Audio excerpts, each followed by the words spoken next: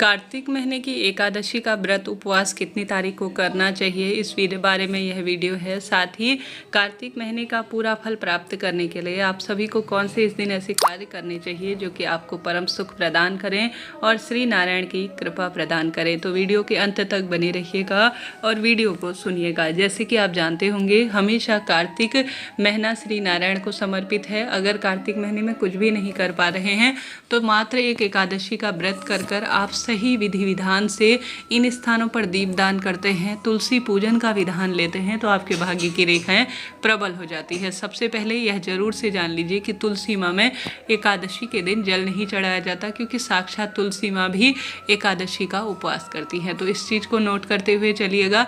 आप भले ही संपूर्ण महीने के एकादशी जो है कार्तिक स्नान का, तुलसी पूजन का विधान ले रहे हैं, परंतु फिर भी आपको इस बात का ध्यान रखना है कि आपको तुलसी में जल नहीं चढ़ाना है। स्वयं तुलसी माँ निर्जला व्रत रखती हैं तो सिर्फ तुलसी में दीपदान किया जाएगा, परिक्रमा की जाएगी और तुलसी के जड़ की मिट्टी को मस्तक पर आप धारण कर सकते हैं। साथ ही तुलसी की सूखी लकड़ी को नहाने के पानी में भी आप घुमा सकते हैं, कोई दिक्कत नहीं।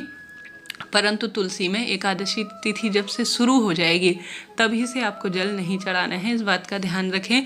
क्योंकि जो है इन दिनों सर्दी है, वैसे भी तुलसी को रोज़ जल की आवश्यकता नहीं पड़ती, इसके पीछे वैज्ञानिक कारण भी है। तुलसी में बहुत अधिक जल चढ़ाया जाता है तो तुलसी सूखने का भय रहता है, खराब ही होने का यह भी कारण हो सकता है।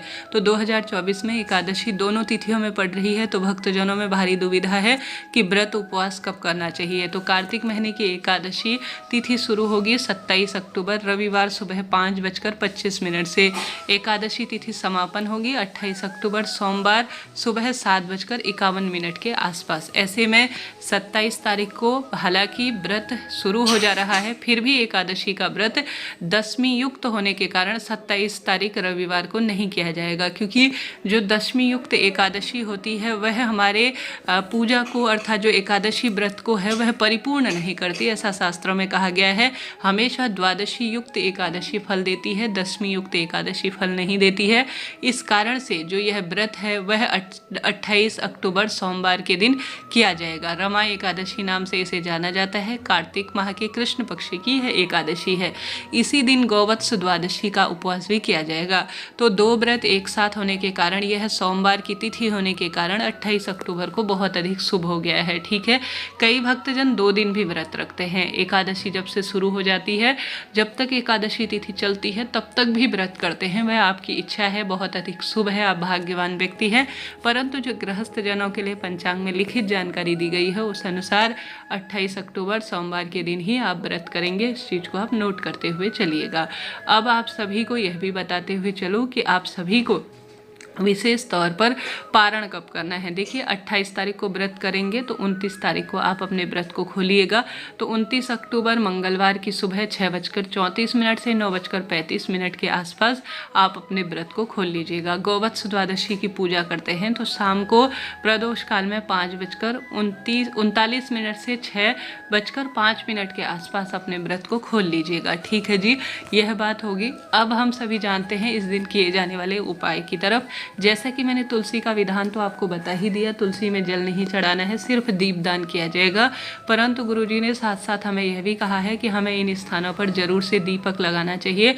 आप सभी को सोमवार का तिथि है तो सुंदर स्वरूप में लाल, पीले, हरे रंग के कपड़ों का चयन करना है। एकादशी तिथि पर रोग, दोष, संकट, कष्ट, पीड़ाओं से मुक्ति मिले, इसके लिए आप तुलसी की लकड़ी के जो है नहाने के पानी में डालकर प्रभु के नाम मंत्र का स्मरण कर स्नान करें, सूर्य भगवान को जल चढ़ाएं। पीपल वृक्ष की जड़ में कच्चा दूध चढ़ाकर आप श्री नारायण के नाम की गोल बत्ती का दीपक जरूर लगाएं। पीपल वृक्ष की पूजा करते हैं तो अत्यधिक शुभ से माना जाता है। साथ ही गुरुजी कहते हैं व्रत उपवास नहीं कर सकते हैं तो भी आप सभी को जो जल का लोटा है उसे अपने महादेव के मंदिर में, घर के मंदिर में 3 बार मुख से स्वधा स्वधा स्वधा कहते हुए समर्पित करना चाहिए, ताकि इससे पितरों को भी सुख हो और आपके रोग, दोष, कष्ट, संकट, पीड़ाओं से मुक्ति मिले।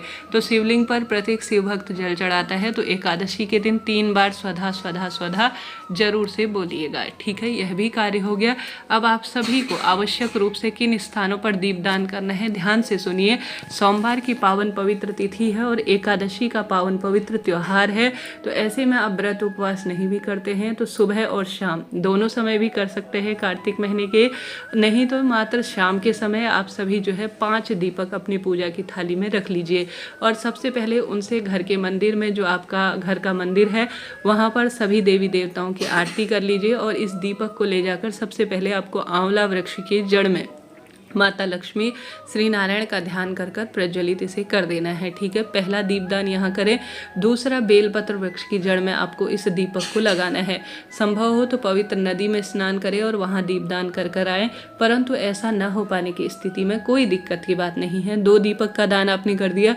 तीसरा, आपको अपने घर के मंदिर में तुलसी माँ के निमित्त करना है। चौथा दीपक आपको देवालय अर्थात महादेव के मंदिर में या माता जो लक्ष्मी है उनके मंदिर में जहाँ श्री नारायण विराज है वहां पर दीपदान करें। चौथा दीपक, किसी कारण से मंदिर नहीं जा सकते हैं तो अपने घर के दरवाजे पर ही लगाएं। और अंतिम जो 5वां दीपक है उसे आकाश दीप कहा जाता है, अर्थात आकाश में हमारे सभी देवी देवता वास करते हैं, वहां पर आप दीपक लगा सकते हैं। खुले आसमान के नीचे बालकनी हो गई, घर का दरवाजा हो गया, इन स्थानों पर कम से कम 5 दीपकों का दान करें। नहीं तो अपने घर की रसोई में हम सभी दान करते ही हैं और घर के मंदिर में तो हमारा नियम ही है कि हम शाम के समय दीपदान करेंगे ही। तो इन स्थानों पर आप दीपदान करें। इसके साथ आपकी इच्छा है आप कदली केला वृक्ष के नीचे दीपदान कर सकते हैं। खूब दीपदान का परम सुख इस महीने कहा गया है, तो यह कार्य आपको करना है। साथ के साथ ओम नमो भगवते वासुदेवाय महामंत्र का जाप और स्मरण भी आपके भाग्य की रेखाओं को प्रबल कर सकता है। हार रहे हैं, दुख पा रहे हैं, सोमवार और रविवार एकादशी तिथि दोनों तिथियों में व्याप्त है, तो दोनों तिथियों में आप दीपदान कर सकते हैं। बहुत शुभ और श्रेष्ठ फलों की इससे प्राप्ति होगी। रविवार के दिन पीपल वृक्ष की जड़ में नहीं जाया जाता, जल नहीं चढ़ाया जाता, इस चीज़ को आप ध्यान रखिए। रविवार को तुलसी में भी जल नहीं चढ़ाया जाता, इस चीज़ का भी आप ध्यान रखिएगा। छोटे छोटे से नियम है, परंतु इनका परिपूर्ण सुख तभी मिलता है जब आप पूर्ण रूप से नियमों का पालन कर पाते हैं।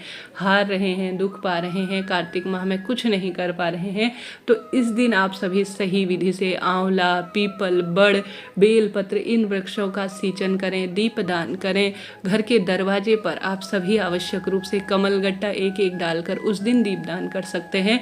कुल मिलाकर 5 दीपों का कैसे भी किसी भी स्वरूप में आपको दान करना है।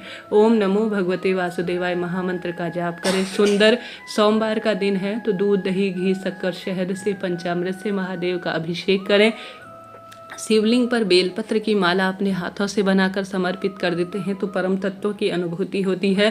साथ साथ जो श्री नारायण हैं उनके गले में अगर आप सभी विधि विधान से तुलसी की माला एकादशी व्रत के दिन पहना देते हैं तो वैवाहिक अड़चन तो दूर होती ही है, साथ ही रोग, कर्ज, संकट, पीड़ाओं से भी मुक्ति मिलना आरंभ हो जाती है। हार रहे हैं, दुख पा रहे हैं, तो यह कार्य कर कर तो देखिए, भाग्य ऐसा बदलेगा कि देखते रह जाएंगे।